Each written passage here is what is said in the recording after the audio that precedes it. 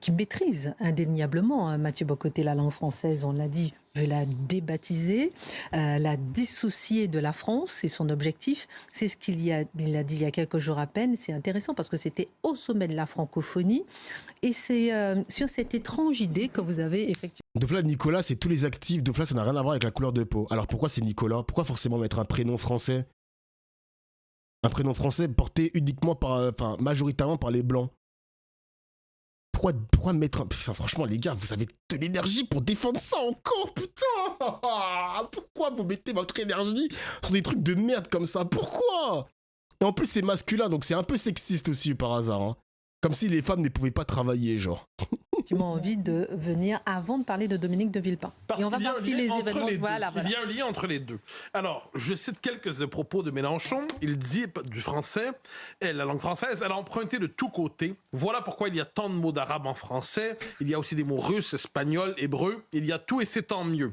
Et il va plus loin. Si nous voulons que le français soit une langue commune, il faut qu'elle soit une langue créole. Je préférerais qu'on dise que nous parlons tous le créole parce que ça nous arrangerait mieux que de dire que nous parlons français, car ce serait sans doute plus vrai. Je note que plusieurs jours auparavant, de passage à Montréal, il avait dit devant, donc peut-être un mois et demi, il avait dit la langue française ou trouvons un autre nom, la langue commune. Donc on voit que ça travaille sur l'esprit depuis un certain temps et je n'y vois pas qu'une provocation. J'y vois quant à moi le point d'aboutissement de sa réflexion. La grande obsession de Jean-Luc Mélenchon, on le voit, c'est d'accoucher d'une nouvelle France. Hein. On doit passer de l'ancien peuple français, qu'il juge un peu moisi, à ce qu'il appelle la nouvelle France créolisée. Une nouvelle France créolisée qui serait tout autre, qui ne serait plus... Elle n'aurait de fil de continuité dans l'histoire qu'une ambition révolutionnaire. Mais la France réelle, la France organique, la France charnelle, ne l'intéresse pas vraiment. Deuxième élément, on est devant quelqu'un qui nous dit donc maintenant France, Nouvelle-France, langue française, langue créole. On est devant quelqu'un qui nous dit aussi le grand remplacement, c'est vrai, mais c'est une très bonne chose. Donc il y a une cohérence. Son objectif, on le comprendra, c'est de dépersonnaliser la France. Pour lui, la France ne sera pleinement elle-même, c'est un peu ce que disait Kassovitz, hein. La France ne sera pleinement elle-même que lorsqu'elle sera libérée de son particularisme, lorsqu'elle sera libérée de son identité. Tout ce qu'on doit retenir de la France, c'est un élan universel. Le reste, c'est un stade transitoire dont on peut se passer. Vous noterez que cette réflexion, par ailleurs, n'est pas si... Putain, franchement, les gars, le concept de créolisation, je l'ai appris, j'étais même pas en politique, hein. J'ai appris le concept de créolisation que à la fac. Parce que j'avais étudié Édouard Glissant quand j'étais plus jeune. Et Édouard Glissant, il faut comprendre une chose, les mecs, hein. Il faut comprendre une chose. Parce que on va dire que créolisation, c'est la partie cool du grand remplacement du côté de la gauche. Et le grand remplacement, c'est pour l'extrême droite. Mais les gars, le processus, la créolisation est un processus irréversible. Irréversible. Ils veulent pas comprendre ça. Ils veulent pas comprendre que c'est quelque chose qui va forcément arriver. On sera l'un des pays les plus métissés au monde, comme au Brésil, hein. Je l'ai appris il y a quelques mois sur tes streams. Ah ouais, t'as appris le concept de créolisation sur mes streams. Putain, c'est ouf quand même. C'est ouf. Incroyable. Incroyable, incroyable. Mais là, sur la définition... Attendez, je vais le taper. Créolisation. Juste la définition. Tu prends la définition Wikipédia. La créolisation désigne le processus qui, en présence de plusieurs cultures, en crée une nouvelle. Ce processus s'applique à la formation culturelle des Amériques. Édouard Glissant la généralise à toutes les rencontres de culture. Toutes les rencontres de culture. Genre tout. Tous les mecs. Tout. La créolisation est un processus irréversible. Tout simplement. Tout simplement. On va devenir le pays le plus métissé au monde, comme le Brésil. Genre comme le Brésil. Le Brésil est le pays le plus métissé au monde. La France va devenir comme le Brésil. C'est inévitable. Merci pour le sub, Norian. Merci pour le sub. Et donc, mon gars, mais ça ne plaît pas à Zemmour. Ça ne plaît pas à Sarah Knafo. Ça ne plaît pas à se boycotter. Et peut-être que Christine Kelly, qui est noire, ça lui plaît même pas non plus. Voyons. La créolisation ne dérange pas l'extrême droite. Quand l'équipe de France ramène 2 Coupes du Monde, par contre, elle dérange. Elle dérange en dehors du sport. Ah là là là là là là là là là. Mais on ne veut pas le Brésil, Dofla, c'est le tiers-monde. Même toi, tu veux pas de cela. Après, les gars, quand j'ai dit, mais waouh.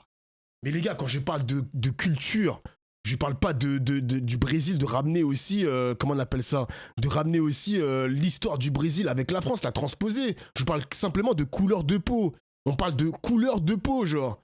Je vous ai pas dit d'importer le Brésil en France. Il a tout mélangé, lui, il a rien compris. Il a rien compris, what the fuck. Je parle pas de l'aspect socio-économique, mais oui, gros. Ouais, mais... Pourquoi les gens comprennent tout à l'envers? Genre, littéralement, boycotter, c'est la même chose. Il dit que Mélenchon ne veut plus la langue française, pour lui, c'est une provocation.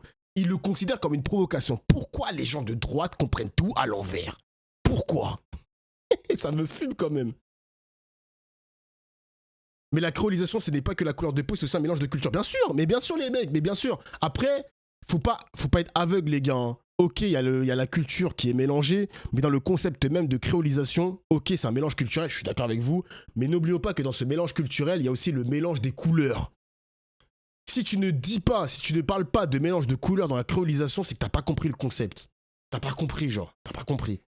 T'as pas compris. Et dans ce mélange des cultures, évidemment, les gars, il y a des cultures qui ne veulent pas se mélanger. Je ne généralise pas, évidemment. Par exemple, tu prends le cas de Bassem. Bassem, il est contre le métissage, mais en dehors de ça, il est contre le mélange des cultures maghrébines avec l'Afrique noire. Lui, il est contre ça. Il est contre ce concept. Je ne sais pas pourquoi, je n'ai pas... en fait, je me suis pas plongé dans les théories de Bassem. Je ne sais pas exactement ce qu'il dit derrière tout ça. Mais il est contre ce mélange-là. Et je pense qu'il n'est pas le seul, les mecs. Hein. Il n'est pas le seul. Salut Dofla, je te suis depuis Israël. Merde! Ah merde, tu me suis depuis Israël. Putain, bah merci, mais... Tu fais partie des 88% ou tu fais partie des 11%?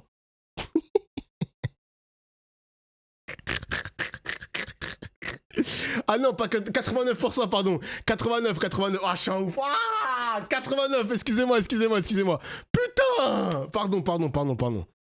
Et merde, j'ai pas fait exprès. J'ai pas fait exprès. Bah, Bassem, c'est juste du racisme. Bah, les mecs, je me dis quand même, les gens qui sont contre la créolisation, qui sont contre, par exemple, le métissage, etc., il y a forcément une argumentation. Il peut pas dire... J'aime pas les noirs, niquez vos mères, je veux pas que tu sors avec ma sœur qui est algérienne. Je veux connaître l'argumentation. Ok, c'est du racisme en surface, mais sur le fond, les gars, sur le fond, pourquoi ils pensent ça, genre, pourquoi ils pensent ça? Vous avez raison, les gars, c'est du racisme sur la forme, ok, mais sur le fond, pourquoi Bassem pense ça? Pourquoi il pense ça, genre? Parce qu'il sait que le processus, il est irréversible. Il sait qu'en France, on aura toujours une mélange des cultures. Qu'en 2050, il y aura pratiquement que des bêtisiers en France. Pourquoi il pense ça? Pourquoi? Parce qu'il hiérarchise les couleurs. Il y a une réponse, il y a un élément de réponse.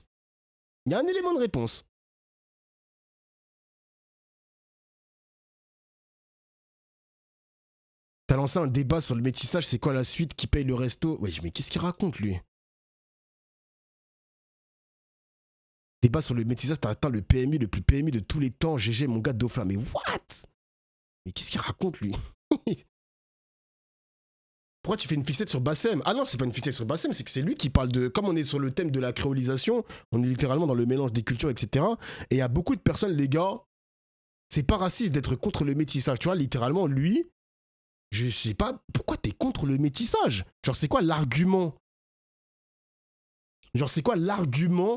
De dire pourquoi t'es contre le métissage? Alors que c'est un processus qui est irréversible. Je ne te dis pas forcément de sortir avec une noire, ou de sortir avec une blanche, ou forcément de te mélanger. Je ne dis pas ça. Je dis simplement que dans la théorie, dans la créolisation, c'est un processus qui va être irréversible, pas dans 5 ans, pas dans 10 ans, mais qui va forcément arriver tôt ou tard.